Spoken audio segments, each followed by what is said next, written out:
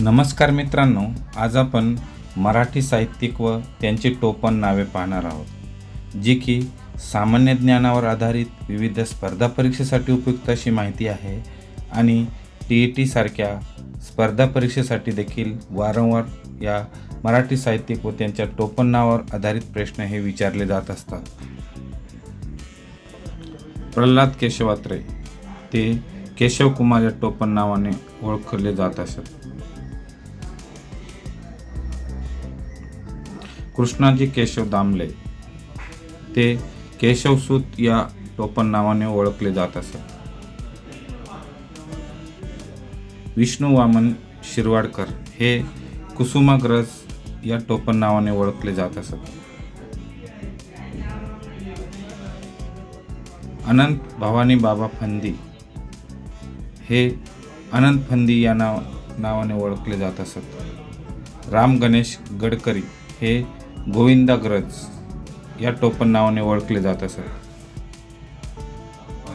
गोविंद विनायक करंदीकर हे विंदा करंदीकर या टोपण नावाने ओळखले जात असत.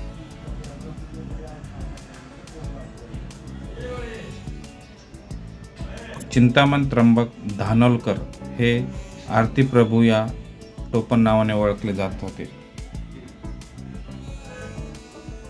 निवृत्ती रामजी पाटील हे पी सावळाराम या टोपण नावाने ओळखले जात होते.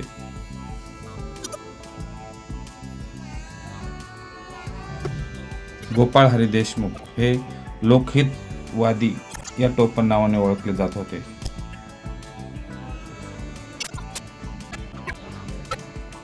माधव त्र्यंबक पटवर्धन हे माधव जुलियन या टोपण नावाने ओळखले जात होते. माणिक शंकर गोडघाटे हे ग्रेस या नावाने ओळखले जात होते. नारायण मुरलीधर गुप्ते हे कवी बी या नावाने ओळखले जात होते. व्हिडिओ आवडल्यास लाईक करा, कमेंट्स करा आणि शेअर करायला विसरू नका. धन्यवाद.